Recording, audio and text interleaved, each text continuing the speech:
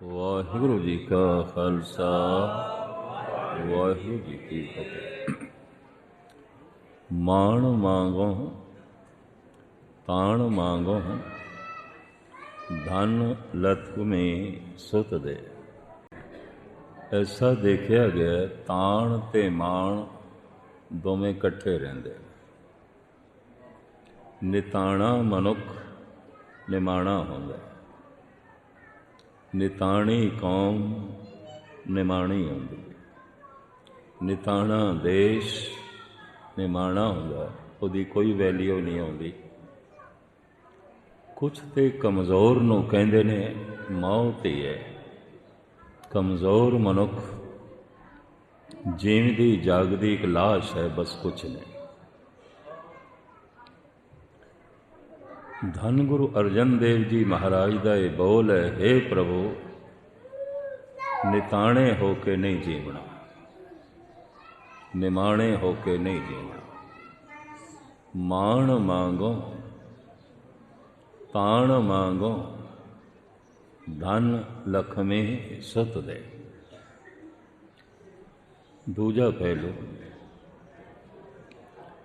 ਧੰਨ ਗੁਰੂ ਨਾਨਕ ਦੇਵ ਜੀ ਮਹਾਰਾਜ ਨੇ 9 ਖੰਡ ਪ੍ਰਿਥਵੀ ਦਾ ਭਰਮਣ ਕੀਤਾ। ਸਮੁੱਚਾ ਰਸ਼ੀਆ, ਇਹ ਛੋਟੇ ਛੋਟੇ ਮੁਲਕ ਤੁਰਕਮੇਨਿਸਤਾਨ, ਉਜ਼ਬੇਕਿਸਤਾਨ, ਤਾਜਿਕਿਸਤਾਨ, ਰਸ਼ੀਆ, फिर अफ़गानिस्तान, ईरान, फिर सारा अरब, बर्मा, चाइना, लंका, सिक्किम, भूटान, सारा भारत, ये धन गुरु नानक देव जी महाराज का भरमण है। इतिहासकारां दे कथन अनुसार 82,000 मील की यात्रा सतगुर ने पैदल की थी। बस रुखां थले किधरे रात कटनी है, किधरे महलों दे सोना मिल गया, किधरे डगर ते रात कटी है। नाल सी महान कीर्तनियां मर्दाना। कुछ लोगों ने मजाक भरियां साखियां उस महापुरुष नाल जोड़ियां ने। मैं समझदा एक परम संत दी ये तोहीन है। असी कहते हैं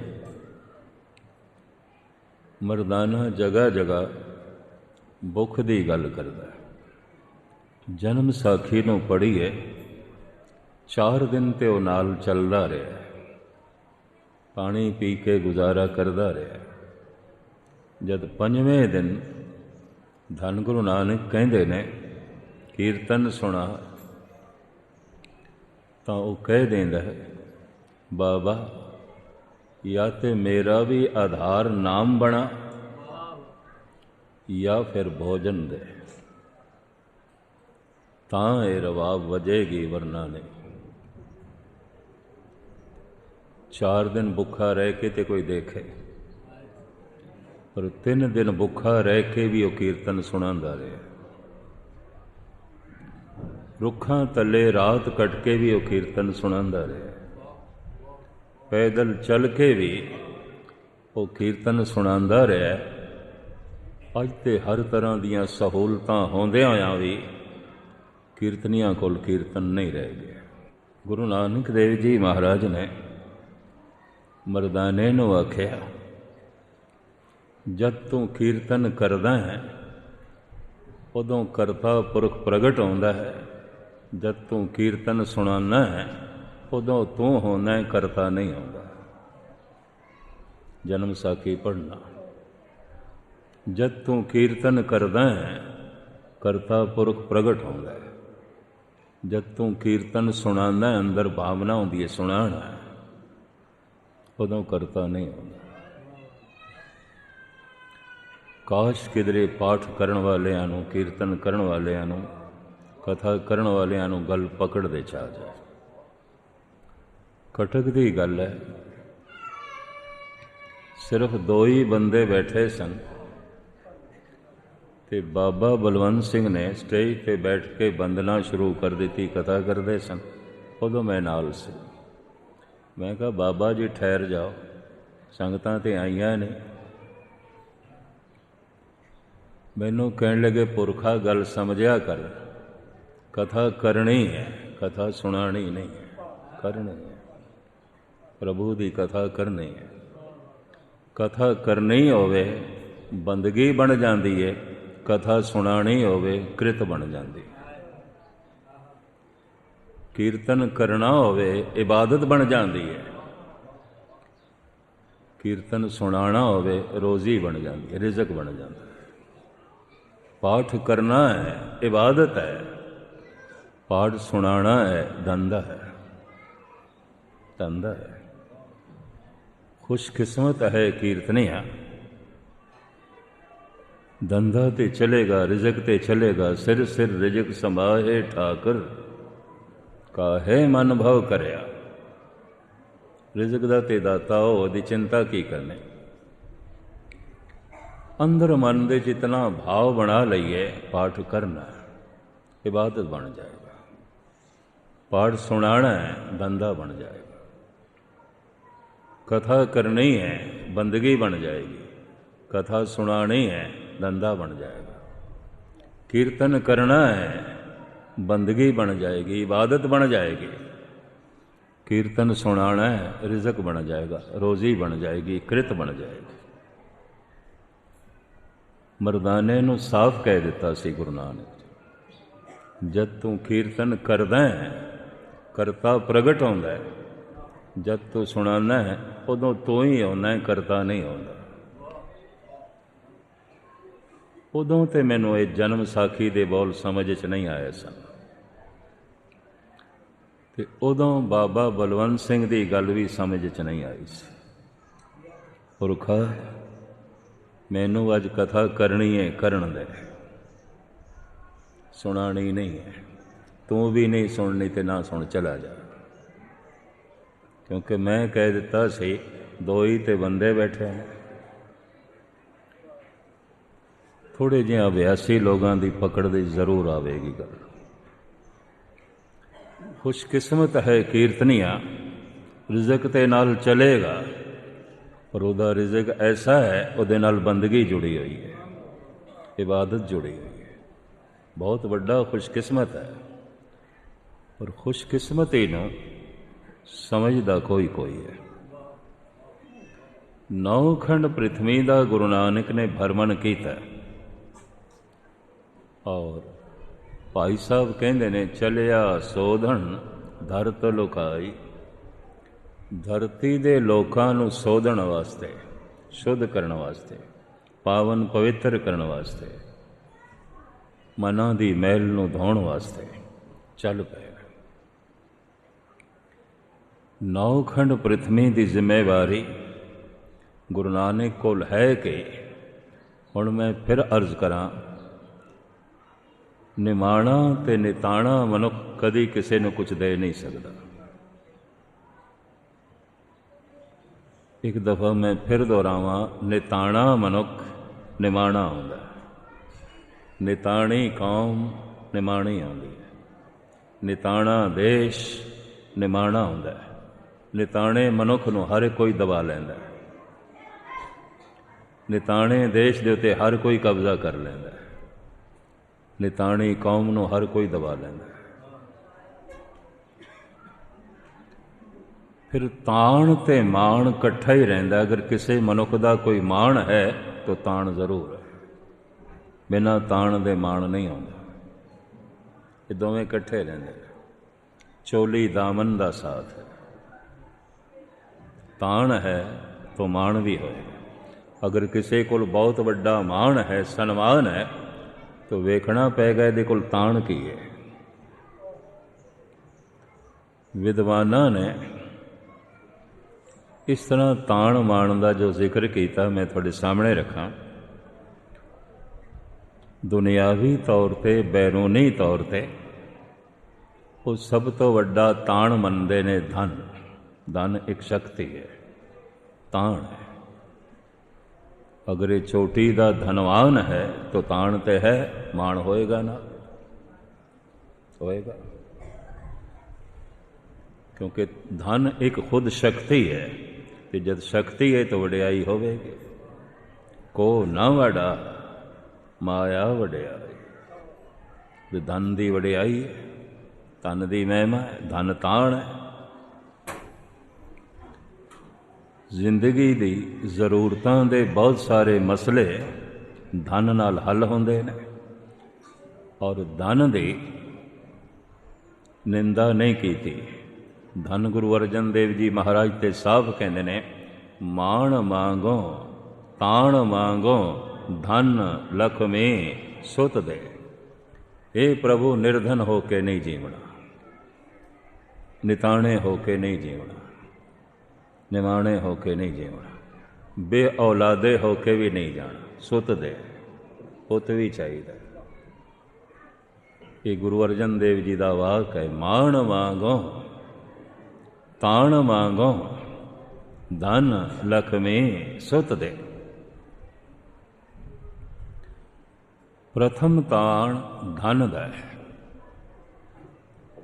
बाहरली दुनिया मनुख की कोई जिंदगी बाहर भी पई है, ये बाहर की जिंदगी धन तो बिना नहीं सवरदी, नहीं सवरदी। धन एक बहुत वड्डी शक्ति है, ताण है, इस वास्ते मान नाल होवेगा। हुण देखिए, गुरु नानक नूं आप कोई चोटी दे धनवान नहीं ने। मैं ते जब जन्म साखी पढ़दा, सतगुरां ने रबाब लैनी सी, ते रबाब सी 2 रुपए दी, सतगुर कोल 2 रुपए नहीं सन, ते पिता पटवारी ने देने नहीं, ये भी सतगुर नूं पता सी, पता सी। पहले 20 रुपए बिगाड़ के आ गया, और बिगाड़ेगा, उन्हें देने ने, पर रबाब ते लैनी है। बेबे नानकी नूं आख्या, बेबे 2 दमड़े दे, रबाब लैनी। जन्म साखी की कथा है। भैन भरा की सांझ बड़ी है। गजब की गल है, नामां की भी बड़ी सांझ। पिता कालू जी की पहली औलाद का जन्म नानके होया। बच्ची नूं नानी ने चुकया, आख्या ते नानकियां दी, ये ते असीं रखांगे, देनी ने नानकियां दी। तो बच्ची का नाम पै गया नानकी, नानी ने रखा, किसी पंडित पुरोहित ने नहीं। ये नाम भी रब्बों ही आया है। नानकियां दी नानकी। नानी का मोह बड़ा सी उस बच्ची नाल, नानी का प्यार बड़ा सी उस बच्ची नाल।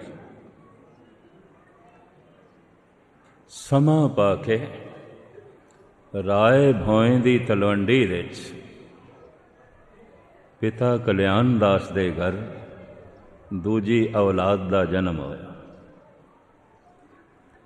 त्रिपता जी ने इस बालक नूं चुक के 7 वरियां दी नानकी दी गोद च पा के आख्या, ये नानकी दा वीर नानक।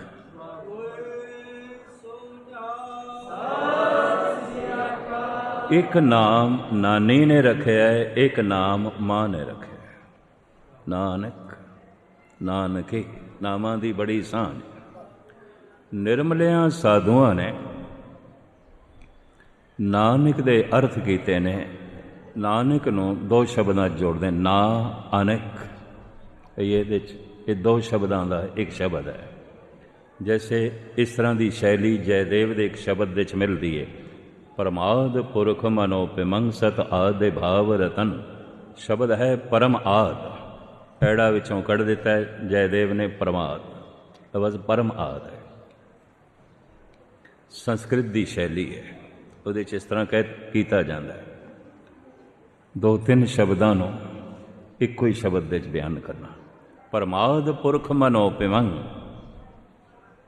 ਇਹ ਸ਼ਬਦ ਵੀ ਇਸ ਤਰ੍ਹਾਂ ਮਨੋ ਉਪਮੰਗ, ਇਹਦੇ 'ਚ ਵੀ ਐੜਾ ਕੱਢ ਦਿੱਤਾ ਗਿਆ। ਮਨੋ ਉਪਮੰਗ ਦੋ ਸ਼ਬਦਾਂ ਦਾ ਇੱਕ ਸ਼ਬਦ ਕੀਤਾ ਗਿਆ।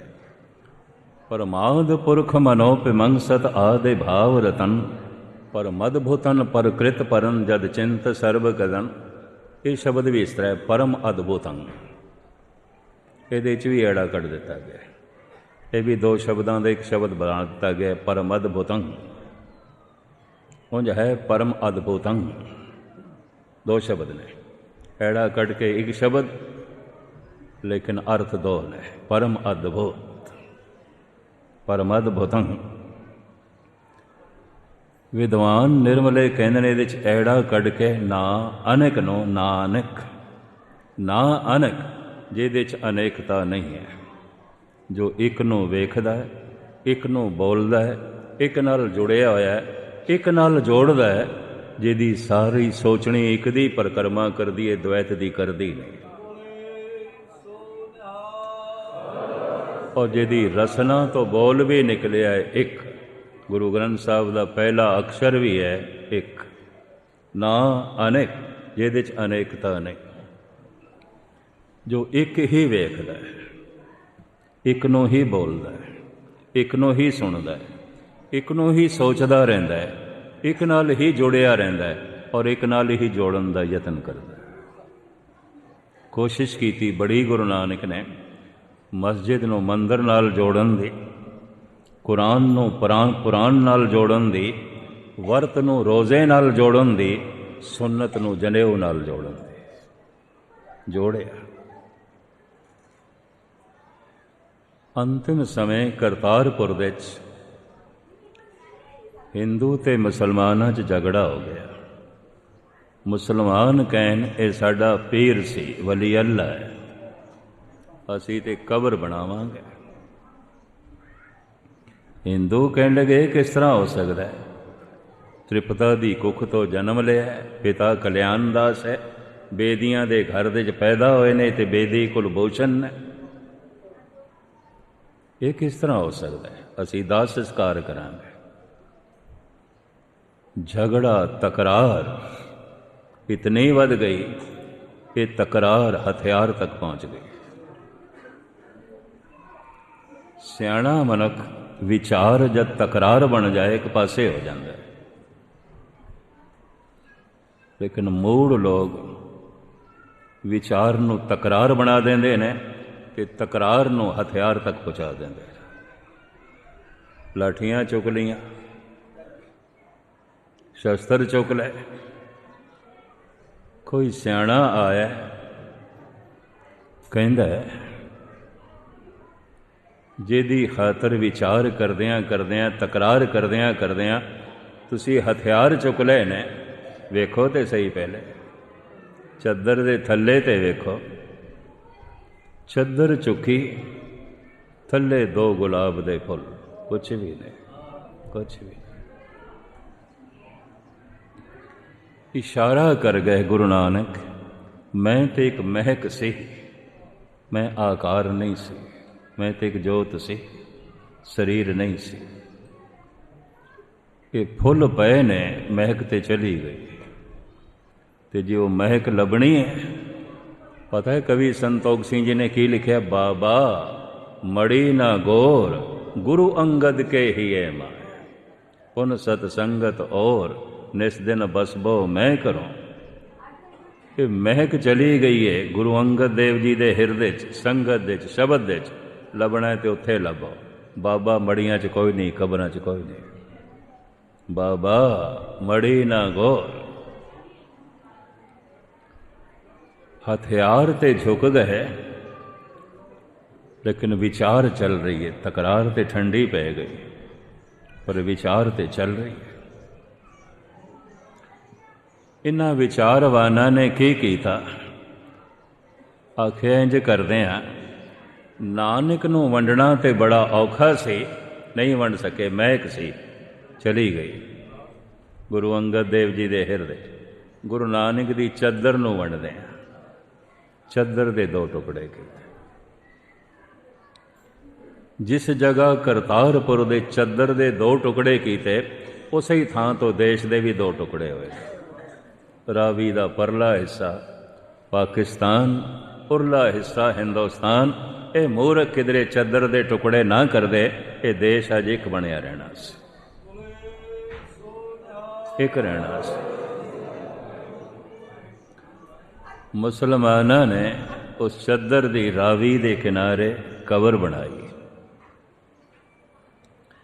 ਹਿੰਦੂਆਂ ਨੇ ਉਸ ਚੱਦਰ ਦਾ ਦਾਹ ਸੰਸਕਾਰ ਕਰਕੇ ਮੜੀ ਬਣਾਈ। ਇਹ ਗੱਲ ਰਾਵੀ ਨੂੰ ਵੀ ਚੰਗੀ ਨਹੀਂ ਲੱਗੀ। ਰਾਤ ਨੂੰ ਰਾਵੀ ਦਾ ਪਾਣੀ ਹੜ੍ਹ 'ਤੇ ਆਇਆ, ਕਬਰ ਵੀ ਜਾਂਦੀ ਰਹੀ, ਮੜੀ ਵੀ ਜਾਂਦੀ ਰਹੀ। ਰਾਵੀ ਕਬਰ ਵੀ ਬਹਾ ਕੇ ਲੈ ਗਈ, ਰਾਵੀ ਮੜੀ ਵੀ ਬਹਾ ਕੇ ਲੈ ਗਈ। ਫਿਰ ਕਹਿਣਾ ਪੈਂਦਾ, ਬਾਬਾ ਮੜੀ ਨਾ ਗੌਰ, ਗੁਰੂ ਅੰਗਦ ਕੇ ਹੀਏ ਮਾਏ, ਉਨ ਸਤ ਸੰਗਤ ਔਰ ਨਿਸ ਦਿਨ ਬਸਬੋ ਮੈਂ ਕਰੋ। ਜਗਤ ਨੂੰ ਕੁਛ ਦੇਣਾ ਹੈ, ਕੁਛ ਕਰਨਾ ਹੈ, ਵੱਡੇ ਵੱਡੇ ਕੰਮ ਕਰਨੇ, ਕੁਛ ਤੇ ਹੋਣਾ ਚਾਹੀਦਾ। ਪ੍ਰਥਮ ਸ਼ਕਤੀ ਮੰਨਦੇ ਨੇ ਧਨ ਦੀ। ਗੁਰੂ ਨਾਨਕ ਕੋਈ ਚੋਟੀ ਦੇ ਧਨਵਾਨ ਨਹੀਂ, ਇੱਕ ਪਟਵਾਰੀ ਦੇ ਸਾਹਿਬਜ਼ਾਦੇ ਨੇ। ਔਰ ਉਹ ਪਟਵਾਰੀ ਜੋ ਹੁਣ ਪੈਸਿਆਂ ਦੇ ਮਾਮਲੇ 'ਤੇ ਆਪਣੇ ਪੁੱਤਰ 'ਤੇ ਭਰੋਸਾ ਨਹੀਂ ਕਰਦਾ। ਵੀ ਪਹਿਲੇ ਉਜਾੜ ਆਇਆ 20 ਰੁਪਏ, ਤੇ 20 ਰੁਪਏ ਬੜੀ ਸੰਪਤੀ ਗਿਣੀ ਜਾਂਦੀ ਸੀ ਉਸ ਜ਼ਮਾਨੇ। ਤੋ ਬਾਬੇ ਕੋਲ ਧਨ ਦਾ ਤਾਣ ਨਹੀਂ ਹੈ। ਦੂਜਾ ਤਾਣ ਹੁੰਦਾ ਸਤਾ ਦਾ, ਕੁਰਸੀ ਦਾ। ਹੈ ਤੇ ਕੁਛ ਵੀ ਨਹੀਂ, ਪਰ ਹੁਕਮਰਾਨ ਹੈ। ਕੁਰਸੀ ਮਿਲੀ ਹੈ, ਸਤਾ ਮਿਲੀ ਹੈ। ਤੋ ਸਤਾ ਇੱਕ ਬਹੁਤ ਵੱਡਾ ਤਾਣ ਹੈ, ਸ਼ਕਤੀ ਹੈ, ਮਾਣ ਤੇ ਹੋਵੇਗਾ। ਬਾਬਾ ਜੀ ਕੋਈ ਜਾਗੀਰਦਾਰ ਨਹੀਂ, ਕਿਸੇ ਸਟੇਟ ਦੇ ਮਾਲਕ ਨਹੀਂ ਨੇ, ਕਿਸੇ ਮੁਲਕ ਦੇ ਬਾਦਸ਼ਾਹ ਨਹੀਂ ਨੇ। ਸਤਾ ਦਾ ਤਾਣ ਗੁਰੂ ਨਾਨਕ ਕੋਲ ਨਹੀਂ ਹੈ। ਤੀਸਰਾ ਤਾਣ ਮੰਨਦੇ ਨੇ ਤਨ ਦਾ। ਜਨਾਬ ਚਿੱਤਰਕਾਰ ਸੋਭਾ ਸਿੰਘ ਨੇ ਜੋ ਗੁਰੂ ਨਾਨਕ ਦੀ ਤਸਵੀਰ ਬਣਾਈ ਹੈ, ਕਵੀ ਸੰਤੋਖ ਸਿੰਘ ਦੀ ਲਿਖਤ ਨਾਲ ਮੇਲ ਬਿਲਕੁਲ ਨਹੀਂ ਖਾਂਦੀ। ਔਰ ਸਿੰਘ ਸਾਹਿਬ ਗਿਆਨੀ ਚੇਤ ਸਿੰਘ ਕਹਿੰਦੇ ਸਨ ਇਹ ਗਲਤ ਤਸਵੀਰ ਬਣਾਈ ਹੈ। ਮਧਰਾ ਜਿਹਾ ਸਰੀਰ ਗੁਰੂ ਨਾਨਕ ਦਾ, ਪਤਲਾ ਦੁਬਲਾ ਜਿਹਾ ਸਰੀਰ, ਜਿਹੜਾ ਰੋਜ਼ 10-20 ਮੀਲ ਪੈਦਲ ਚੱਲਦਾ ਹੋਵੇ, ਨਾ ਭਾਰੀ ਭਰਕਮ ਸਰੀਰ ਹੋ ਹੀ ਨਹੀਂ ਸਕਦਾ। ਮਧਰਾ ਜਿਹਾ ਸਰੀਰ ਸੀ, ਪਤਲਾ ਦੁਬਲਾ ਸਰੀਰ ਸੀ। ਤਹਿਮਤ ਬੰਨਦੇ ਸਨ, ਉੱਪਰ ਚੋਲਾ ਪਹਿਨਦੇ ਸਨ, ਵਿੰਗੀ ਟੇੜੀ ਦਸਤਾਰ ਲਪੇਟ ਲੈਂਦੇ ਸਨ ਕਿਸਾਨਾਂ ਦੀ। ਇਹੀ ਕੁਝ ਕਵੀ ਸੰਤੋਖ ਸਿੰਘ ਜੀ ਨੇ ਲਿਖਿਆ। ਇਹ ਜਿਹੜੀ ਤਸਵੀਰ ਅਸੀਂ ਦੇਖਦੇ ਹਾਂ, ਇਹ ਸੋਭਾ ਸਿੰਘ ਦੀ ਕਲਪਨਾ, ਇਹ ਚਿੱਤਰਕਾਰਾਂ ਦੀ ਕਲਪਨਾ ਹੈ। ਸਰੀਰ ਬਾਬਾ ਜੀ ਦਾ ਮਧਰਾ, ਪਤਲਾ ਦੁਬਲਾ, ਕਿਉਂਕਿ ਭਰਮਣ ਬੜਾ, ਹਰ ਵਕਤ ਚੱਲਣਾ, ਤੇ ਨਾਮ ਦੇ ਆਸਰੇ ਤੇ ਤਨ ਨੂੰ ਚਲਾਈ ਜਾਣਾ। 4-4 ਦਿਨ ਨਹੀਂ ਹੈ ਅੰਤ ਨਾ ਸਹੀ। ब्रह्म ज्ञानी का भोजन ज्ञान, भोजनं गोपाल कीर्तनं अलिप माया जल कमल रहते। महाराज ने पूरन पुरख का एक लक्षण लिखा है, गुरु अर्जन देव जी ने, भोजनं गोपाल कीर्तनं अलिप माया जल कमल रहते। मैनू ख्याल आया गोपाल का कीर्तन भोजन ये किस तरह हो सकता? तन नूं ते भोजन चाहिए, पर भोजनं गोपाल कीर्तनं। आप दी ज्ञात लई अर्ज करा, खुशी अपने आप दे च ऐसी शक्ति है, तन नूं कमज़ोर नहीं होण देंदी, निताणा नहीं होण देंदी। बहुत कुछ मनुख खांदा है, पौष्टिक ग़िज़ा खावे, कुछ ते खावे, पर अंदर चिंता है ते गम है, ये थोथा ते खोखा होवेगा, कुछ भी नहीं होगा। इनू गुरु अर्जन देव जी महाराज इस तरह बयान करते हैं, अजा भोगंते कंद मूलंग बसंते समीप के हरे। संस्कृति श्लोक। अजा कहते ने बकरे, अजा भोगंते कंद मूलंग, ਬੱਕਰੇ ਨੂੰ ਚੰਗੇ ਚੰਗੇ ਕੰਦ ਮੂਲ ਚੰਗੇ ਪਦਾਰਥ ਰੱਜ ਕੇ ਖਿਲਾ ਦਈਏ ਤੇ ਫਿਰ ਬੰਨ ਦਈਏ ਸ਼ੇਰ ਦੇ ਕੋਲ। ਆਜਾ ਭੁਗੰਤੇ ਕੰਦ ਮੂਲੰ ਬਸੰਤੇ ਸਮੀਪ ਕੇਹਰੇ, ਫਿਰ ਬੰਨ ਦਈਏ ਕੇਹਰ ਸ਼ੇਰ ਦੇ ਕੋਲ। ਖਾਧਾ ਪੀਤਾ ਵਿਚਾਰੇ ਦਾ ਸਾਰਾ ਨਿਕਲ ਜਾਂਦਾ। ਸਤਿਗੁਰ ਕਹਿਣਾ ਕੀ ਚਾਹੁੰਦੇ ਨੇ? ਤਤਰ ਗਤੇ ਸੰਸਾਰੇ ਨਾਨਕ ਹਰ ਕ ਸੋਗ ਵਿਆਪਤੰ। ਖਾਂਦਾ ਹੈ ਪੀਂਦਾ ਹੈ ਖੁਸ਼ੀਆਂ ਮਾਣਦਾ ਹੈ ਮਨੁੱਖ, ਅੰਦਰ ਸੋਗ ਬਣਿਆ ਹੀ ਰਹਿੰਦਾ, ਚਿੰਤਾ ਬਣੀ ਰਹਿੰਦੀ ਹੈ। ਇਹ ਖੁਸ਼ੀ ਚਲੀ ਨਾ ਜਾਏ, ਇਹ ਸੁੱਖ ਚਲਾ ਨਾ ਜਾਏ, ਇਹ ਜੀਵਨ ਚਲਾ ਨਾ ਜਾਏ, ਇਹ ਜਵਾਨੀ ਚਲੀ ਨਾ ਜਾਏ ਤੇ ਚਿੰਤਾ ਬਣੀ ਰਹਿੰਦੀ। ਫਿਰ ਮਨੋਚਿੰਤਕ ਵੀ ਕਹਿੰਦੇ ਨੇ ਗਮਗੀਨ ਮਨੁੱਖ, ਦੁਖੀ ਮਨੁੱਖ ਬਹੁਤ ਖਾਂਦਾ ਹੈ, ਬਹੁਤ ਖਾਂਦਾ ਹੈ, ਅੰਦਰ ਖਾਲੀਪਣ ਮਹਿਸੂਸ ਕਰਦਾ ਹੈ, ਉਹਨੂੰ ਹਰ ਅੱਧੇ ਘੰਟੇ ਬਾਅਦ ਕੁਝ ਚਾਹੀਦਾ। ਇਹ ਜਿਹੜੇ ਪੰਜ ਗਿਆਨ ਇੰਦਰੀ ਨੇ ਤੇ ਪੰਜ ਵਿਕਾਰ ਨੇ, ਕਿਸੇ ਕਿਸੇ ਮਨੁੱਖ ਦੇ ਅੰਦਰ ਇੱਕ ਇੰਦਰਾ ਪ੍ਰਧਾਨ ਹੁੰਦਾ ਹੈ, ਇੱਕ ਵਿਕਾਰ ਵੀ ਪ੍ਰਧਾਨ ਹੁੰਦਾ ਹੈ। ਇਹਦਾ ਇਹ ਮਤਲਬ ਨਹੀਂ ਕਿ ਬਾਕੀ ਵਿਕਾਰ ਨਹੀਂ ਹੁੰਦੇ, ਬਾਕੀ ਹੁੰਦੇ ਨੇ, ਬਾਕੀ ਉਸ ਇੱਕ ਦੇ ਜ਼ੇਰ ਸਾਇਆ ਹੁੰਦੇ ਨੇ। ਕਿਸੇ ਦੇ ਅੰਦਰ ਹੰਕਾਰ ਪ੍ਰਧਾਨ ਆਉਂਦਾ ਹੈ, ਬਾਕੀ ਚਾਰ ਉਹਦੇ ਜ਼ੇਰ ਸਾਇਆ ਹੁੰਦੇ ਨੇ।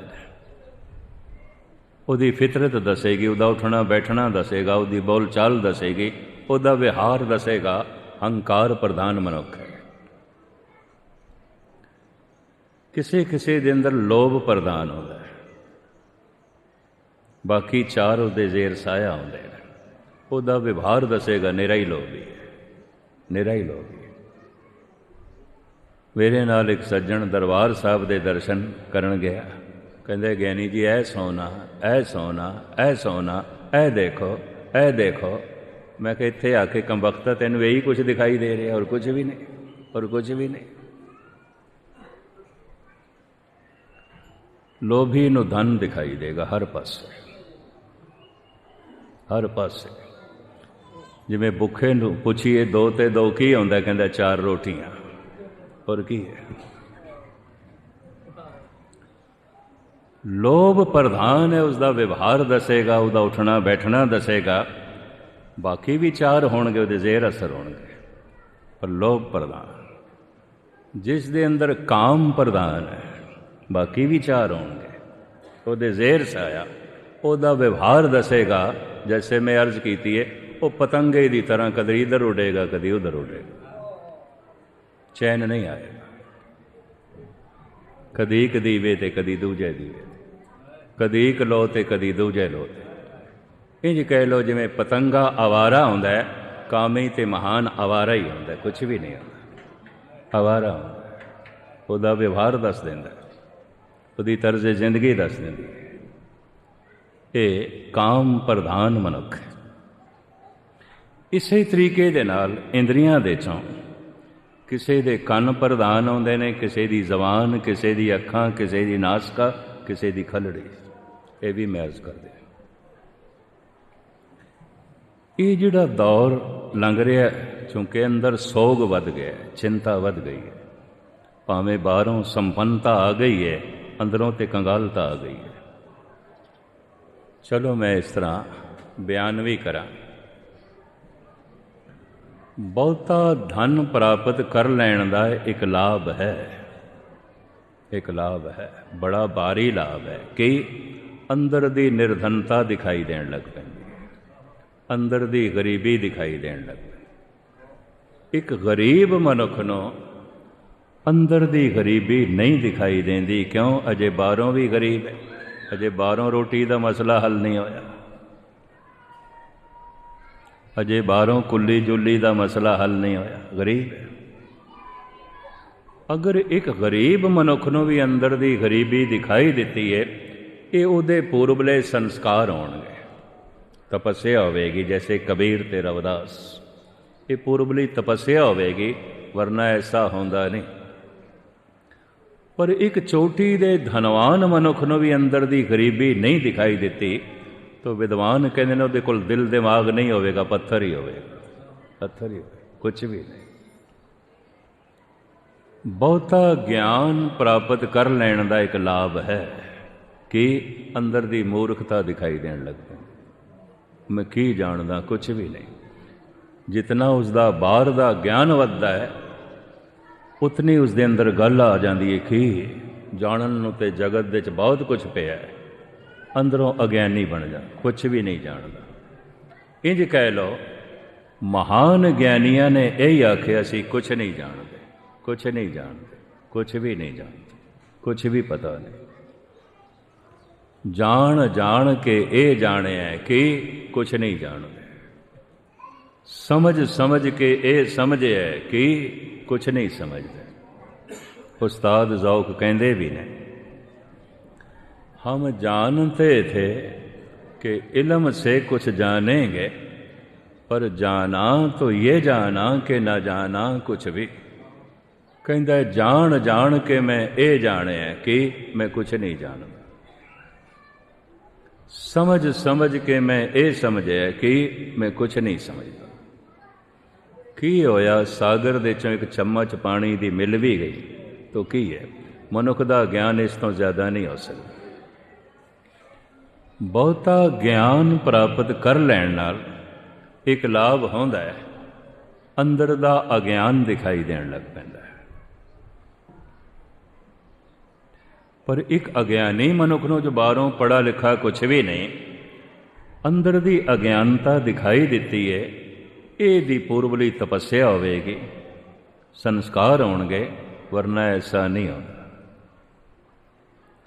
ਪਰ ਇੱਕ ਗਿਆਨੀ ਮਨੁੱਖ ਨੂੰ, ਬਹੁਤ ਪੜ੍ਹੇ ਲਿਖੇ ਮਨੁੱਖ ਨੂੰ ਵੀ ਅੰਦਰ ਦੀ ਅਨਪੜ੍ਹਤਾ, ਮੂਰਖਤਾ ਨਹੀਂ ਦਿਖਾਈ ਦਿੱਤੀ। ਇਹ ਪੜ੍ਹਾਈ ਲਿਖਾਈ ਸਾਰੇ ਅਕਸ਼ਰ ਦੇ ਸਿਰ ਦਾ ਬੋਝ ਹੋਣਗੇ, ਜਿਵੇਂ ਖੋਤੇ ਦੇ ਉੱਤੇ ਬਾਹਰ ਲੱਦਿਆ ਹੋਵੇ। ਸ਼ੇਖ ਸਾਦੀ ਸਾਹਿਬ ਕਹਿੰਦੇ ਨੇ, ਜ਼ਾਗ ਜ਼ਾਹਿਦ ਖਰਸ਼ਨਾਸੀ ਬੂਮ ਆਲਮ ਮੇ ਸ਼ਬਦ। ਖਰ ਖੋਤੇ ਨੂੰ ਕਹਿੰਦੇ ਨੇ। ਅਕਸ਼ਰੀ ਗਿਆਨ ਅਗਰ ਅਨੁਭਵੀ ਗਿਆਨ ਨਹੀਂ ਬਣਿਆ तो फिर शेख सादी साहब कहते हैं तो इंज जिमें धर्म ग्रंथ किसी खोते ते लदे हुए ने, कुछ भी नहीं। खोते की पिठ ते, ये दिमाग ते लदे हुए ने, वो पिठ ते लदे हुए ने। पिठ ते जो लद के रह जा रहा है खोता, ये कोई भगत नहीं बन गया, वली अल्लाह नहीं बन गया। सिर दे उत्ते बहुती बाणी का बोझ है, बड़े शब्द याद ने, व्यवहार दे कुछ भी नहीं, व्यवहार दे कुछ भी नहीं। तो शेख सादी साहब कहते हैं खोता है, बोझ ढोंदा पे, कुछ भी नहीं। इकबाल भी कहता है, इल्म चंदा के बेशतर खाने, गर अमर दर तो नेस्त नादाने, ना मुहक्कक बवद ना दानशमंद, चार पाए बरोए किताबे चंद। ये कोई दानशमंद भी नहीं है, कोई विद्वान भी नहीं, ये तो चार पाए खोते दे उत्ते लदे हुए जिमें कुछ किताबां ने। तुझे किताब से फरोग नहीं कि तू किताबे ख्वां है, साहिबे किताब नहीं। उर्दू फारसी दे धर्म ग्रंथ लई भी शब्द सिर्फ किताब ही है, उन्हां कोल किताब है। कुरान शरीफ नूं मुकद्दस किताब कहणगे, और शब्द नहीं है उन्हां कोल। तुझे किताब से फरोग नहीं कि तू किताबे ख्वां है, साहिबे किताब नहीं। तू किताब दे पढ़न वाला है, धर्म ग्रंथ दे पढ़न वाला है, धर्म ग्रंथ दे जो कुछ है वो तू नहीं है, वो तू नहीं। तू शब्दां दे पढ़न वाला है, शब्दां दे जो कुछ है वो तू नहीं है। तू कुरान शरीफ दे पढ़न वाला है, कुरान शरीफ दे जो कुछ है वो तू नहीं है। तू भागवत गीता दे पढ़न वाला है, भागवत गीता दे जो कुछ है वो तो नहीं है। तेरा व्यवहार ही भागवत गीता ते पूरा नहीं उतरता, तेरी तर्ज जिंदगी ही बाणी ते पूरी नहीं उतरती। इति चार पाए बरोए किताबे छन, ये ते जिवें खोते दे उत्ते ग्रंथ लदे हुए ने। बहुता ज्ञान हासिल कर लैण दा एक लाभ है, अंदर दी अज्ञानता दिखाई देण लग पैंदी।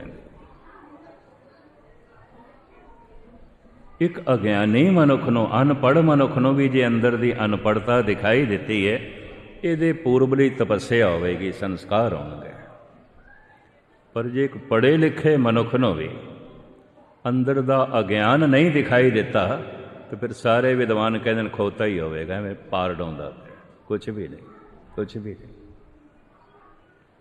बहुती शक्ति प्राप्त कर लैण दा, ताकत प्राप्त कर लैण दा, सता प्राप्त कर लैण दा एक लाभ है कि अंदर दी कमज़ोरी दिखाई देण लग पैंदी।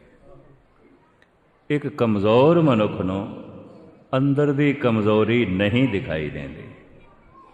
क्यों? अजे विचारा बाहरों कमज़ोर है, ना पिंड का चौधरी है, ना शहर का चौधरी है, ना प्रांत का चौधरी है, ना मुल्क का चौधरी है, ना घर का चौधरी है। घर भी यदि कोई गल नहीं मनता, कुछ भी नहीं, कुछ भी नहीं। बच्चे भी बागी ने, पत्नी भी बागी है, नहीं मनते। ये तो अजे घर का ही चौधरी नहीं बने, कुछ भी नहीं। एक कमज़ोर मनुख नूं अंदर दी कमज़ोरी नहीं दिखाई देंदी। क्यों? अजे बाहरों कमज़ोर है। पर जे एक कमज़ोर मनुख नूं भी अंदर दी कमज़ोरी दिखाई दिती है, इसकी पूर्वली तपस्या होवेगी, संस्कार होणगे, वरना इस तरह नहीं आउंदा। पर एक शक्तिशाली मनुख नूं भी जे अंदर दी कमज़ोरी नहीं दिखाई देती तो ये जड़ बुद्ध होवेगा, पत्थर दिल होवेगा, कुछ भी नहीं, कुछ भी नहीं। सिकंदर नूं एक कमज़ोरी दिखाई दिती सी। बाहर बैठा सी खुले लॉन दे, उड़दा होया कौवा उस ते बिठ कर गया।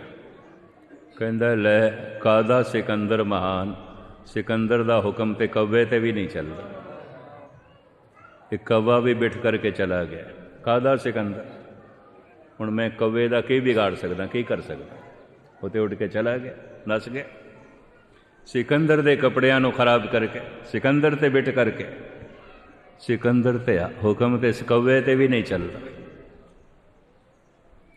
मरदे होया भी उसने किया की सिकंदर जिदा हुक्म मौत ते नहीं चलता, समय ते नहीं चलता, काल ते नहीं चलता। एक शक्तिशाली मनुख नूं अंदर दी कमज़ोरी दिखाई देण लग पैंदी।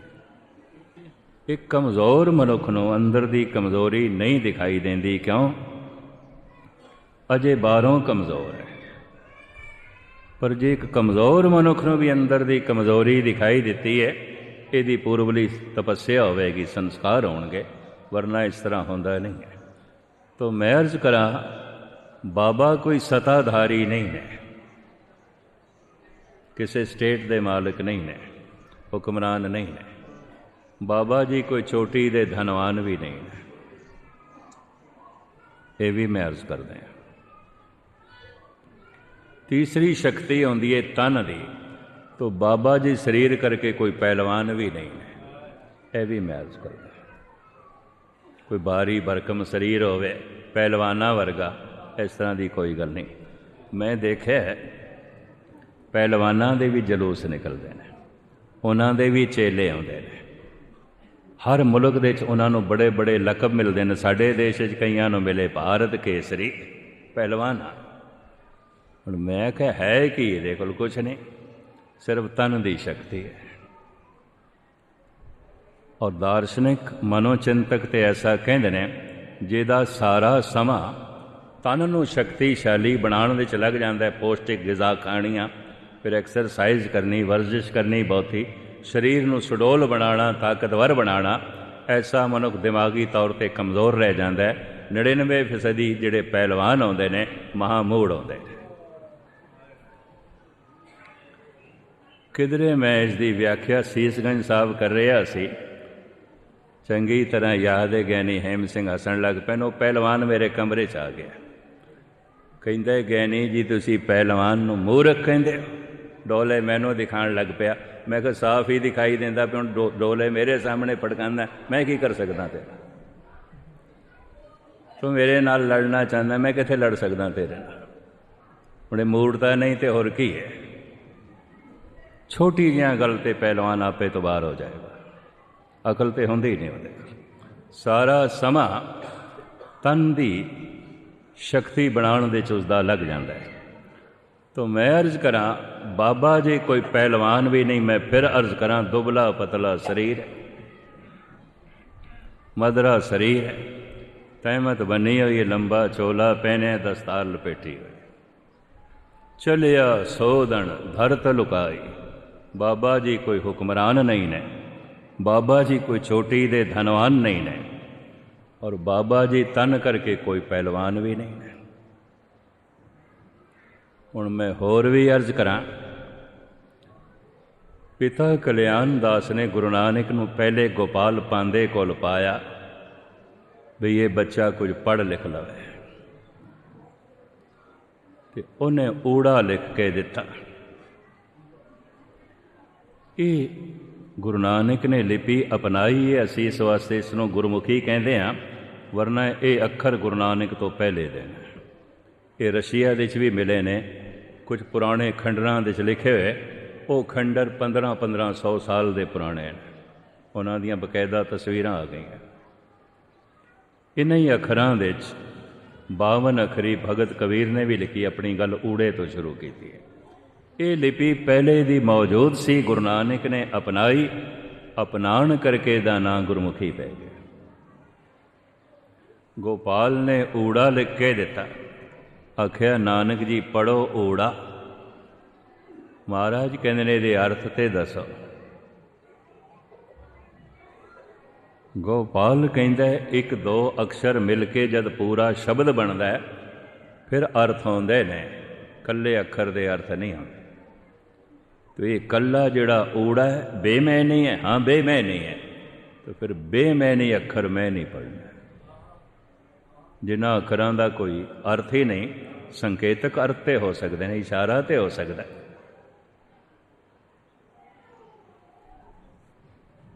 जैसे USA यूनाइटेड स्टेट अमेरिका, और यू किसी पासे का संकेत करता है, एस किसी पासे का इशारा करता है, ये किसी मुल्क की छाप पेश पिया करता है, संकेतक अर्थ। महाराज कहते ऊड़े दे कोई संकेतक अर्थ ते हो सकते हैं। गोपाल कहते ने नानक जी सिर खपाई ना करो, थोड़े पिता ने मैनू मेरे को भेजा पढ़न वास्ते, पढ़ाने वास्ते नहीं। ऊड़ा पढ़ना है कि नहीं, तो सतगुरु कहते ने अर्थ दसने ने कि नहीं। अर्थ कोई नहीं, मैंने कोई नहीं, तो बेमैनी अखर नानक ने नहीं पढ़ने, नहीं पढ़ने। आमदे आवन पांदा जी एक एक अखर दे भी अर्थ ने। मनुख दी सारी महिमा ते अखरां ते खड़ी है। अखरी नाम अखरी साला, अखरी ज्ञान गीत गुण गा, अखरी लिखण बोलण मान, अखरां सिर संजोग वखाण। तमाम गीत संगीत बोल चाल कुछ अखरां दे जोड़ने, और की है तुसीं एक अखर नूं कहंदे ने एवें। तो उस वक्त गोपाल पांदा कहंदा दसो फिर एक एक अखर का की अर्थ है। उत्ते सतगुरु ने पट्टी लिखी है, आसा मल्ला पहला दर्ज है। एक एक अखर किहड़े पासे का इशारा करता है। बाणी बड़ी गजब दी है और बिखड़ी है। 52 अखरी कबीर दी भी है, 52 अखरी गुरु अर्जन देव जी महाराज की आसा मल्ला पहला पट्टी लिखी गुरु नानक दी है। आसा मल्ला तीजा पट्टी लिखी गुरु अमरदास जी की। अखरां दी महिमा दसी, एक एक अखर किहड़े पासे का इशारा करता है। जद सतगुरां ने पट्टी लिख के गोपाल दे अगों रखी, बांह पकड़ के गोपाल पांदा लै गया गुरु नानक नूं अपने पिता पटवारी कल्याण दास पास। हथ जोड़ के कहंदा पटवारी जी, इस बच्चे कोलों कुछ पढ़ना होवे ते पढ़ लो। ये धुर दरगाहों पढ़िया होया, ये रब दा पढ़ाया होया, ये जगत नूं पढ़ाण वास्ते आया है। जे थोड़ी कुछ प्रालब्ध चंगी होवे ते इहदे कोल पढ़ लो, इहदे कोल सिख लो। ये तो बड़ा कुछ जानदा है, बड़ा कुछ जानदा है। जिस ढंग की आम दुनियावी विद्या अक्षरां दी, इस तरह दे डिग्रियां ते सतगुर ने नहीं हासिल कीतियां सन। चतुर्वेदी, त्रिवेदी, दुवेदी, खट शास्त्री, श्री 108 इस तरह दीयां डिग्रियां नहीं सन सतगुरु। हालांकि बेदियां दे घर दे सतगुरु आप भी इस तरह कहते, ना हो जति सती न पढ़िया। कह दें आप इस तरह की पढ़ाई नहीं पढ़ी। अनुभवी ज्ञान है, अनुभवी, बड़ा भारी। ਅਕਸ਼ਰੀ ਗਿਆਨ ਇਸ ਤਰ੍ਹਾਂ ਹੁੰਦਾ ਹੈ ਹੌਜ਼ ਦਾ ਪਾਣੀ, ਪਿਆ ਪਿਆ ਗੰਦਾ ਹੋ ਸਕਦਾ ਹੈ, ਬਦਬੂਦਾਰ ਹੋ ਸਕਦਾ ਹੈ। ਅਨੁਭਵੀ ਗਿਆਨ ਇਸ ਤਰ੍ਹਾਂ ਹੁੰਦਾ ਹੈ ਝਰਨੇ ਦਾ ਪਾਣੀ, ਪਹਾੜਾਂ ਦਾ ਸੀਨਾ ਚੀਰ ਕੇ ਜਲ ਨਿਕਲਿਆ, ਨਿਰਮਲ ਨਿਰਮਲ ਧਾਰਾ, ਅਨੁਭਵੀ ਗਿਆਨ। ਚਲੋ ਸੁਭਾਵਿਕ ਗੱਲ ਆ ਗਈ ਹੈ ਤਾਂ ਮੈਂ ਕਹਿ ਦਿਆਂ, ਕੈਲਗਰੀ ਕੈਨੇਡਾ ਦੇ ਇੱਕ ਸ਼ਹਿਰ ਵਿੱਚ ਮੈਂ ਕਿਧਰੇ ਕਹਿ ਬੈਠਾ,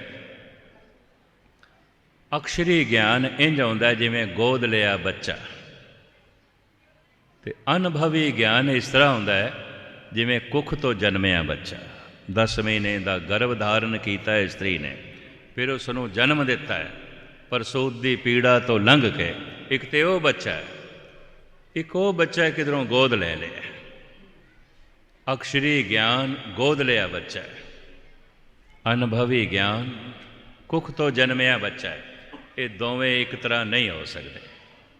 ਰੱਬ ਦੀ ਨੇ ਕੁਝ ਪ੍ਰਭੂ ਨੇ ਮੇਰਾ ਦਿਮਾਗ ਇਸ ਤਰ੍ਹਾਂ ਚਲਾਇਆ, ਮੈਂ ਘੰਟਾ ਇਸੇ ਤੇ ਹੀ ਬੋਲਦਾ ਰਿਹਾ। ਕਮਰੇ 'ਚ ਬੀਬੀ ਇੱਕ ਆ ਗਈ, ਬੱਚਾ ਉਸਦੇ ਕੋਲ, ਬਾਅਦ ਵਿੱਚ ਪਤਾ ਚੱਲਿਆ ਪ੍ਰਿੰਸੀਪਲ ਹੈ। ਮੈਨੂੰ ਕਹਿਣ ਲੱਗੀ, ਮਸਕੀਨ ਜੀ ਅਸੀਂ ਤਾਂ ਸਮਝਦੇ ਸੀ ਤੁਸੀਂ ਬਹੁਤ ਸਿਆਣੇ ਹੋਵੋਗੇ, ਪਰ ਅੱਜ ਮੈਨੂੰ ਅਫਸੋਸ ਹੋਇਆ। ਮੈਂ ਕਿਹਾ ਕਿਉਂ? ਤੁਸੀਂ ਕਹਿੰਦੇ ਹੋ ਕੁੱਖ ਤੋਂ ਜਨਮਿਆ ਬੱਚਾ ਅਤੇ ਗੋਦ ਲਿਆ ਬੱਚਾ ਇੱਕ ਨਹੀਂ ਆਉਂਦੇ। ਮੈਂ ਕਿਹਾ ਨਹੀਂ ਆਉਂਦੇ। ਕਹਿਣ ਲੱਗੀ ਇਹ ਬੱਚਾ ਜੋ ਮੇਰੇ ਕੋਲ ਹੈ ਮੈਂ ਗੋਦ ਲਿਆ, ਇਹ ਰੋਂਦਾ ਹੈ, ਮੇਰਾ ਦਿਲ ਰੋਂਦਾ ਹੈ, ਇਹਦੀ ਹਰ ਲੋੜ ਦਾ ਮੈਂ ਖਿਆਲ ਰੱਖਦੀ ਹਾਂ, ਇਹ ਮੈਨੂੰ ਆਪਣੀ ਜਾਨ ਤੋਂ ਵੀ ਪਿਆਰਾ ਹੈ। ਤੁਸੀਂ ਕਿਸ ਤਰ੍ਹਾਂ ਕਹਿੰਦੇ ਹੋ ਗੋਦ ਲਿਆ ਬੱਚਾ, ਕੁੱਖ ਤੋਂ ਜਨਮਿਆ ਬੱਚਾ ਇੱਕ ਨਹੀਂ ਆਉਂਦਾ। ਮੈਂ ਕਿਹਾ ਹੱਦ ਹੋ ਗਈ, ਪੁਰਸ਼ ਸਰੀਰ ਹੁੰਦਿਆਂ ਹੋਇਆਂ ਵੀ ਮੈਨੂੰ ਅਨੁਭਵ ਹੈ ਕੁੱਖ ਜਨਮਿਆ ਬੱਚਾ, ਗੋਦ ਲਿਆ ਬੱਚਾ ਇੱਕ ਨਹੀਂ ਆਉਂਦਾ, ਪਰ ਤੂੰ ਇਸਤਰੀ ਦਾ ਤਨ ਰੱਖ ਕੇ ਵੀ ਇਹ ਬੋਧ ਨਹੀਂ ਰੱਖਦੀ। ਮੈਨੂੰ ਅਫਸੋਸ ਹੈ ਇਸ ਗੱਲ 'ਤੇ, ਮੈਨੂੰ ਤਾਂ ਇਸ ਗੱਲ 'ਤੇ ਅਫਸੋਸ ਹੈ। ਕਹਿਣ ਲੱਗੇ ਮੈਨੂੰ ਸਪਸ਼ਟ ਕਰਕੇ ਦੱਸੋ। ਜਿਵੇਂ ਟੀਚਰਾਂ ਅਤੇ ਪ੍ਰਿੰਸੀਪਲਾਂ ਦੀ ਆਦਤ ਹੁੰਦੀ, ਹਰ ਇੱਕ ਨੂੰ ਬੱਚਾ ਹੀ ਸਮਝਣ ਲੱਗ ਪੈਂਦੇ ਨੇ, ਪੜ੍ਹਾਉਂਦੇ ਨਾ ਹਰ ਇੱਕ ਬੁੱਢੇ ਨੂੰ ਵੀ ਬੱਚਾ ਸਮਝਣ ਲੱਗ ਪੈਂਦੇ ਨੇ, ਅਤੇ ਡਾਂਟ ਕੇ ਗੱਲ ਕਰਨਾ ਆਦਤ ਬਣ ਜਾਂਦੀ ਹੈ। ਸਪਸ਼ਟ ਕਰਕੇ ਦੱਸੋ। 2-4 ਦਲੀਲਾਂ ਨਾਲ ਮੈਂ ਸਪਸ਼ਟ ਕੀਤਾ। ਕਹਿਣ ਲੱਗੇ ਆਪਣੀ ਤਸੱਲੀ ਨਹੀਂ ਹੋਈ, ਅਤੇ ਮੈਂ ਆਖਿਆ ਠੀਕ ਹੈ, ਹੁਣ ਤੀਰ ਕਮਾਨ ਨਾਲ ਗੱਲ ਨਹੀਂ ਬਣੀ, ਤਲਵਾਰ ਨਾਲ ਗੱਲ ਨਹੀਂ ਬਣੀ, ਇਹ ਤੋਪ ਹੀ ਚਲਾਉਣੀ ਪੈਣੀ ਹੈ। ਮੈਂ ਗੱਲ ਸਾਰੀ ਹੈ। ਮੈਂ ਕਿਹਾ ਦੇਖੋ, ਕੁੱਖ ਜਨਮਿਆ ਬੱਚਾ, ਗੋਦ ਲਿਆ ਬੱਚਾ, ਅੰਤਰ ਹੈ। ਇੱਕ ਬੱਚਾ ਮਾਂ ਨੇ ਆਪਣੀ ਕੁੱਖ ਤੋਂ ਜਨਮ ਦਿੱਤਾ ਹੈ, ਪਰਸੋਂ ਪੀੜਾ ਸਹਾਰ ਕੇ। ਉਹ ਬੱਚਾ ਥੋੜ੍ਹਾ ਜਿਹਾ ਵੱਡਾ ਹੋ ਕੇ ਔਗਣਹਾਰਾ ਹੈ, ਗਲਤੀਆਂ ਕਰਦਾ ਹੈ। ਮਾਂ ਉਹਦੇ ਔਗਣਾਂ 'ਤੇ ਪਰਦਾ ਪਾਉਂਦੀ ਹੈ, ਦੂਜੇ ਨੂੰ ਨਾ ਪਤਾ ਚੱਲੇ, ਛੁਪਾਉਂਦੀ ਹੈ। ਬੱਚੇ ਨੂੰ ਛੁਪਾਉਂਦੀ ਹੈ, ਬੱਚੇ ਦੇ ਔਗਣਾਂ ਨੂੰ ਛੁਪਾਉਂਦੀ ਹੈ, ਉਹਦੇ ਔਗਣਾਂ 'ਤੇ ਪਰਦਾ ਪਾਉਂਦੀ ਹੈ। ਪੜੋਸੀਆਂ ਨੂੰ ਨਾ ਪਤਾ ਚੱਲੇ ਮੇਰਾ ਬੱਚਾ ਐਸਾ ਹੈ, ਬਰਾਦਰੀ ਨੂੰ ਨਾ ਪਤਾ ਚੱਲੇ ਮੇਰਾ ਬੱਚਾ ਐਸਾ ਹੈ, ਢੱਕਦੀ ਹੈ, ਉਹਦੇ ਔਗਣਾਂ 'ਤੇ ਪਰਦਾ ਪਾਉਂਦੀ ਹੈ। ਅਤੇ ਮੈਂ ਕਿ ਜਿਹੜਾ ਕੁੱਖ ਗੋਦ ਲਿਆ ਬੱਚਾ ਹੈ ਨਾ, ਕਿਧਰੇ ਵੱਡਾ ਹੋ ਕੇ ਮਾਂ ਬਾਪ ਨੂੰ ਤੰਗ ਕਰਨ ਲੱਗ ਪਵੇ, ਕੁੱਲ ਨੂੰ ਕਲੰਕਿਤ ਕਰਨ ਲੱਗ ਪਵੇ, ਘਰ ਨੂੰ ਦਾਗੀ ਕਰਨ ਲੱਗ ਪਵੇ, ਉਹੀ ਮਾਂ ਜਿਸ ਨੇ ਗੋਦ ਲਿਆ ਉਹੀ ਆਖੇਗੀ ਕਿਸ ਦਾ ਗੰਦਾ ਖੂਨ ਸੀ ਮੈਂ ਚੁੱਕ ਲਿਆਂਦਾ। ਯਕੀਨ ਜਾਣੋ ਅਜੇ ਮੈਂ ਕੁਝ ਹੋਰ ਕਹਿਣੇ ਸਨ, ਸਖਤ ਲਫ਼ਜ਼ ਬੱਚਾ ਚੁੱਕ ਕੇ ਚਲੀ ਗਈ। ਮੈਂ ਕਿਹਾ ਠੀਕ ਹੈ, ਝੰਜਟ ਮੁੱਕਿਆ। ਗੋਦ ਲਿਆ ਬੱਚਾ, ਕੁੱਖ ਤੋਂ ਜਨਮਿਆ ਬੱਚਾ ਇੱਕ ਨਹੀਂ ਆਉਂਦਾ। ਅਕਸ਼ਰੀ ਗਿਆਨ, ਅਨੁਭਵੀ ਗਿਆਨ ਇੱਕ ਨਹੀਂ ਆਉਂਦਾ। ਅਕਸ਼ਰੀ ਗਿਆਨ ਨਾਲ ਜ਼ਿੰਦਗੀ ਚੱਲਦੀ ਤੇ ਹੈ, ਬਦਲਦੀ ਨਹੀਂ। ਅਨੁਭਵੀ ਗਿਆਨ ਨਾਲ ਜ਼ਿੰਦਗੀ ਬਦਲ ਜਾਂਦੀ, ਜੀਵਨ ਬਦਲ ਜਾਂਦਾ ਹੈ। ਧੰਨ ਗੁਰੂ ਨਾਨਕ ਦੇਵ ਜੀ ਮਹਾਰਾਜ ਕੋਲ ਅਨੁਭਵੀ ਗਿਆਨ, ਉਹਨਾਂ ਦੇ ਹਿਰਦੇ 'ਚੋਂ ਗਿਆਨ ਦੀ ਗੰਗਾ ਨਿਕਲਦੀ ਹੈ, ਗਿਆਨ ਦੀ ਧਾਰਾ ਨਿਕਲਦੀ ਹੈ, ਜਿਸ ਨੂੰ ਸੁਣ ਕੇ ਬੜੇ ਬੜੇ ਪੰਡਤ ਪੁਰੋਹਿਤ ਹੈਰਾਨ ਹੋਏ ਸਨ। ਇਸ ਤਰ੍ਹਾਂ ਦੇ ਗੁਣਵਾਨ ਜੋ ਬਾਹਰੋਂ ਪੜ੍ਹ ਲਿਖ ਕੇ ਗੁਣ ਹਾਸਲ ਕੀਤਾ ਜਾਂਦਾ ਹੈ, ਗੁਰੂ ਨਾਨਕ ਨੇ ਇਸ ਨੂੰ ਕੋਈ ਮਹਾਨਤਾ ਨਹੀਂ ਦਿੱਤੀ। ਤੋ ਸਤਿਗੁਰੂ ਧਨਵਾਨ ਵੀ ਨਹੀਂ ਨੇ, ਹੁਕਮਰਾਨ ਵੀ ਨਹੀਂ ਨੇ, ਪਹਿਲਵਾਨ ਵੀ ਨਹੀਂ ਨੇ, ਬਾਹਰ ਦੀ ਇਹ ਵਿਦਿਆ ਵੀ ਨਹੀਂ ਪੜ੍ਹੀ। ਲੇਕਿਨ ਜਦ ਚਲੇ ਨੇ, ਸਭ ਤੋਂ ਪਹਿਲੇ ਮਲਕ ਭਾਗੋ ਜੈਸਾ ਚੋਟੀ ਦਾ ਧਨਵਾਨ ਗੁਰੂ ਨਾਨਕ ਦੇ ਕਦਮਾਂ 'ਤੇ ਝੁਕਦਾ, ਮੱਥਾ ਟੇਕਦਾ। ਫਿਰ ਬਾਬਰ ਜੈਸਾ ਹੁਕਮਰਾਨ ਸਤਾਧਾਰੀ ਹੱਥ ਜੋੜ ਕੇ ਖੜਾ, ਉਹ ਵੀ ਆਪਣਾ ਸਿਰ ਝੁਕਾਉਂਦਾ। ਫਿਰ ਕੌਡੇ ਰਾਖਸ਼ ਜੈਸਾ ਪਹਿਲਵਾਨ 10 ਬੰਦਿਆਂ ਨੂੰ ਪਕੜ ਲਵੇ ਤੇ ਜਾਨ ਨਾ ਛੁਡਾ, ਉਹ ਵੀ ਗੁਰੂ ਨਾਨਕ ਦੇ ਕਦਮਾਂ ਦੇ ਉੱਤੇ ਆਪਣਾ ਸਿਰ ਰੱਖਦਾ ਹੈ। ਤੇ ਬਨਾਰਸ ਦੇ ਬੜੇ ਬੜੇ ਗੁਣਵਾਨ ਉਹ ਵੀ ਹੱਥ ਜੋੜ ਕੇ ਖੜੇ ਹੋ ਗਏ ਤੇ ਸਤਿਗੁਰ ਦੇ ਚਰਨਾਂ 'ਤੇ ਸਿਰ ਰੱਖਿਆ। ਹੁਣ ਪੁੱਛਣਾ ਪਏਗਾ ਸਤਿਗੁਰ ਕੋਲ ਸ਼ਕਤੀ ਕੀ ਹੈ ਕਿ ਸਿੱਧਾਂ ਨੇ ਤੇ ਪੁੱਛ ਲਿਆ ਸੀ, ਕੌਣ ਸਕਤ ਤੋਂ ਇੱਥੇ ਲਿਆਈ। ਪਤਾ ਹੈ ਗੁਰੂ ਨਾਨਕ ਕੀ ਕਹਿੰਦੇ ਨੇ, ਗੁਰਬਾਣੀ ਸੰਗਤ ਬਿਨਾ ਦੂਜੀ ਓਟ ਨਹੀਂ ਹੈ ਰਾਈ। ਸਾਡੇ ਕੋਲ ਪ੍ਰਭੂ ਦੇ ਬੋਲ ਤੇ ਸਤਸੰਗ ਤੋਂ ਬਿਨਾ ਹੋਰ ਕੁਛ ਵੀ ਨਹੀਂ ਹੈ। ਇਹ ਜੋ ਧਨਵਾਨ ਝੁਕੇ ਨੇ, ਗੁਣਵਾਨ ਝੁਕੇ ਨੇ, ਹੁਕਮਰਾਨ ਝੁਕੇ ਨੇ, ਇਹ ਬੜੇ ਬੜੇ ਪਹਿਲਵਾਨ ਜੋ ਝੁਕੇ ਨੇ, ਇਹ ਮੇਰੇ ਅੱਗੋਂ ਨਹੀਂ, ਇਹ ਕਹੋ ਨਾਨਕ ਸਭ ਤੇਰੀ ਵਡਿਆਈ, ਕੋਈ ਨਾਮ ਨਾ ਜਾਣੇ। ਨਾਮ ਇੱਕ ਸ਼ਕਤੀ ਹੈ, ਪ੍ਰਭੂ ਦਾ ਨਾਮ ਇੱਕ ਸਤਾ ਹੈ, ਇੱਕ ਗਿਆਨ ਹੈ, ਇੱਕ ਮਹਾਰਸ ਹੈ, ਇੱਕ ਮਹਾਨ ਸ਼ਕਤੀ ਹੈ, ਇੱਕ ਮਹਾਨ ਧਨ ਹੈ। ਕਬੀਰ ਤੇ ਇਸ ਨੂੰ ਕਹਿੰਦੇ ਨੇ, ਹਮ ਨਿਰਧਨ ਜੋ ਇਹੋ ਧਨ ਪਾਇਓ, ਮਰਤੇ ਫੂਟ ਗੁਮਾਨੀ। ਇਸ ਨੂੰ ਫਿਰ ਕਵੀ ਸੰਤੋਖ ਸਿੰਘ ਜੀ ਨੇ ਜਿਸ ਢੰਗ ਨਾਲ ਬਿਆਨ ਕੀਤਾ, ਮੈਂ ਕਹਿ ਕੇ ਸਮਾਪਤੀ ਕਰਾਂ। ਕਵੀ ਸੰਤੋਖ ਸਿੰਘ ਜੀ ਕਹਿੰਦੇ ਨੇ, ਦਿਗ ਵਿਜੇ ਹੇਤ ਸਾਜ ਬੇਦੀ ਕੁਲਕੇਤ ਦਲ, ਚਲੇ ਦਲ ਦਲਬੇ ਕੋ ਦਲਨ ਬੇਦਾਰੀਆ। ਬੇਦੀਆਂ ਦਾ ਦਲ ਚੱਲ ਪਿਆ ਦੁਸ਼ਟਾਂ ਦੇ ਦਲਾਂ ਨੂੰ ਦਲਣ ਵਾਸਤੇ। ਕਵੀ ਸੰਤੋਖ ਸਿੰਘ। ਹੁਣ ਬੇਦੀਆਂ ਦਾ ਦਲ ਇਕੱਲੇ ਗੁਰੂ ਨਾਨਕ ਨਾਲ ਬਾਲਾ ਮਰਦਾਨਾ, ਦਲ ਤੇ ਕੋਈ ਨਹੀਂ। ਬੇਦੀਆਂ ਦਾ ਦਲ ਤੇ ਕੋਈ ਨਹੀਂ, ਉਹ ਇਕੱਲੇ। ਅਗਰ ਬੇਦੀ ਸ਼ੁਮਾਰ ਵੀ ਕਰੋ ਤੇ ਇਕੱਲੇ ਬੇਦੀ ਸਨ। ਮਰਦਾਨਾ ਤੇ ਬੇਦੀ ਨਹੀਂ ਸੀ, ਬਾਲਾ ਤੇ ਬੇਦੀ ਨਹੀਂ ਸੀ, ਬਾਲਾ ਤੇ ਸੰਧੂ ਸੀ। ਪਰ ਕਵੀ ਸੰਤੋਖ ਸਿੰਘ ਇਸ ਤਰ੍ਹਾਂ ਲਿਖਦੇ ਨੇ, ਦਿਗ ਵਿਜੇ ਹੇਤ ਸਾਜ ਬੇਦੀ ਕੁਲ ਖੇਤ ਦਲ, ਚਲੇ ਦਲ ਦਲਵੇ ਕੋ ਦਲਨ ਬਿਦਾਰਿਆ। ਗਿਆਨ ਕੋ ਖੜਗ ਧਰ। ਅਗਰ ਦਲਾਂ ਨੂੰ ਬਿਦਾਰਨ ਵਾਸਤੇ, ਦੁਸ਼ਟਾਂ ਨੂੰ ਬਿਦਾਰਨ ਵਾਸਤੇ ਚਲੇ ਨੇ ਬੇਦੀਆਂ ਦਾ ਦਲ, ਹੈ ਕਿ ਕਵੀ ਸੰਤੋਖ ਸਿੰਘ ਜੀ ਕਹਿੰਦੇ ਨੇ, ਗਿਆਨ ਕੋ ਖੜਗ ਧਰ, ਜੁਗਤ ਕਮਾਨ ਕਰ, ਨਾਨਾ ਦ੍ਰਿਸ਼ਟਾਨ ਲੀਨ ਸ਼ਲੀ ਮੁਖਦਾਰੇ। ਕੋਲ ਗਿਆਨ ਦੀ ਤਲਵਾਰ ਹੈ ਤੇ ਗਿਆਨ ਅਸਰ ਕਰਦਾ ਹੈ ਸੂਝਵਾਨ ਮਨੁੱਖ ਦੇ ਉੱਤੇ, ਮੂਰਖ ਤੇ ਨਹੀਂ। ਮੂਰਖ ਦੀ ਗਿਆਨ ਤੋਂ ਦੂਰੀ ਆਉਂਦੀ ਹੈ ਤੇ ਗਿਆਨ ਦੂਰ ਤੱਕ ਮਾਰ ਨਹੀਂ ਕਰਦਾ। ਫਿਰ ਕਵੀ ਸੰਤੋਖ ਸਿੰਘ ਜੀ ਕਹਿੰਦੇ ਨੇ, ਬਾਬੇ ਕੋਲ ਤੀਰ ਕਮਾਨ ਵੀ ਹੈ, ਦੂਰ ਤੱਕ ਮਾਰ ਕਰਦੀ ਹੈ। ਗਿਆਨ ਕੋ ਖੜਗ ਧਰ, ਜੁਗਤ ਕਮਾਨ ਕਰ, ਨਾਨਾ ਦ੍ਰਿਸ਼ਟਾਂਤ ਲੀਨ ਸ਼ਲੀ ਮੁਖ ਧਾਰਿਆ। ਪਾਤਸ਼ਾਹ ਕੋਲ ਜੁਗਤੀ ਦੀ ਕਮਾਨ ਵੀ ਹੈ, ਦਲੀਲਾਂ ਦੇ ਤੀਰ ਵੀ ਹੈਗੇ ਨੇ, ਪ੍ਰਮਾਣਾਂ ਦੇ ਤੀਰ ਵੀ ਹੈਗੇ ਨੇ। ਇੱਕ ਦਲੀਲ ਨਹੀਂ ਕੰਮ ਕਰਦੀ, ਦੂਸਰੀ ਨਹੀਂ, ਤੀਸਰੀ ਨਹੀਂ, ਚੌਥੀ। ਇਹ ਸਤਿਗੁਰੂ ਕੋਲ ਤੀਰ ਨੇ, ਜੁਗਤੀ ਦੀ ਕਮਾਨ ਹੈ, ਵਰਤਦੇ ਨੇ ਹਰ ਥਾਂ 'ਤੇ ਜੁਗਤੀ ਨੂੰ ਔਰ ਦਲੀਲਾਂ ਨੂੰ, ਪ੍ਰਮਾਣਾਂ ਨੂੰ। ਜਿੱਥੇ ਕਮਾਨ ਵੀ ਕੰਮ ਨਾ ਕਰ ਸਕੇ, ਤੀਰ ਵੀ ਕੰਮ ਨਾ ਕਰੇ।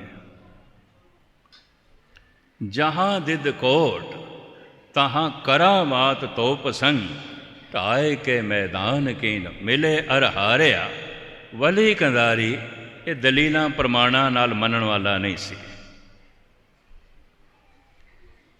ਇਹ ਗਿਆਨ ਨਾਲ ਵੀ ਮੰਨਣ ਵਾਲਾ ਨਹੀਂ ਸੀ। ਮਰਦਾਨੇ ਨੂੰ ਭੇਜਿਆ ਸੀ, ਉਹਨੂੰ ਕਹਿ ਫਕੀਰ ਹਿੰਦੂ ਮੁਸਲਮਾਨ ਨਹੀਂ ਆਉਂਦੇ, ਨਹੀਂ ਸਮਝ 'ਚ ਆਈ ਉਹਦੀ।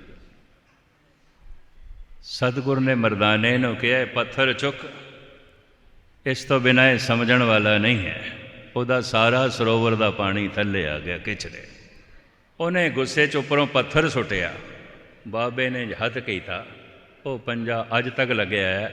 ਗੁਰਦੁਆਰਾ ਪੰਜਾ ਸਾਹਿਬ, ਦੁਨੀਆ ਦੇ ਸਾਰੇ ਹੱਥ ਮੁੱਕ ਜਾਣਗੇ, ਗੁਰੂ ਨਾਨਕ ਦਾ ਪੰਜਾ ਅਮਰ ਰਹੇਗਾ, ਖੜਾ ਹੈ। ਔਰ ਉਸ ਜਗ੍ਹਾ ਦਾ ਆਪਣਾ ਅਸਰ ਹੈ, ਉਸ ਜਗ੍ਹਾ ਦੀ ਆਪਣੀ ਜੋ ਹੈ ਮਹਿਮਾ ਹੈ। ਜਿੱਥੇ ਦੇਖਿਆ ਦਲੀਲਾਂ ਨਾਲ, ਪ੍ਰਮਾਣਾਂ ਨਾਲ, ਗਿਆਨ ਨਾਲ ਗੱਲ ਨਹੀਂ ਬਣਦੀ, ਕੁਝ ਕਰਾਮਾਤ ਦਿਖਾਣੀ ਪਏਗੀ ਤਾਂ ਠੀਕ ਹੋਵੇਗਾ। ਕਰਾਮਾਤ ਉਦੋਂ ਕਹਿ ਆਉਂਦੀ ਹੈ ਜਦ ਆਪਣੀ ਪੂਜਾ ਵਾਸਤੇ ਕੋਈ ਕਰਾਮਾਤ ਦਿਖਾਏ। ਕਰਾਮਾਤ ਉਦੋਂ ਅੰਮ੍ਰਿਤ ਹੁੰਦੀ ਹੈ ਜਦ ਰੱਬ ਨਾਲ ਜੋੜਨ ਵਾਸਤੇ ਕੋਈ ਵਰਤੇ, ਈਸ਼ਵਰ ਨਾਲ ਜੋ ਹੈ ਜੋੜਨ ਵਾਸਤੇ ਵਰਤੇ, ਆਪਣੀ ਪੂਜਾ ਵਾਸਤੇ ਨਹੀਂ। ਇੱਕ ਬੜਾ ਸੁੰਦਰ ਉਦਾਹਰਣ ਦਿਆਂ। ਜਦ ਸਤਿਗੁਰ ਸੁਮੇਰ 'ਤੇ ਗਏ ਨਾ,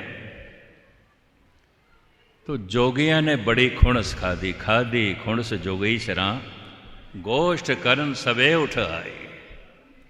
खुणस खाधी, इन्ना ज्ञानी, इतना विचारवान है, दलीलां नाल हर एक नूं हरा देंदा। दूसरा हैरान है ते गृहस्थी सुमेर पर्वत ते चढ़ के आ गया। खाधी खुणस जोगी शरां, गोष्ठ करन सवे उठ आई।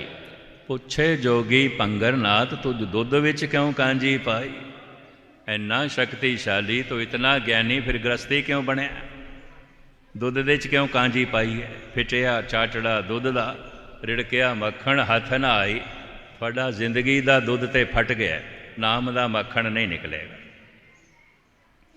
सतगुरु कहते बाबा आखे नाथ जी, पढ़ी माओ को चज्जी आई। होए अतीत ग्रस्त थर, फिर उन्हों के घर मंगण जाई।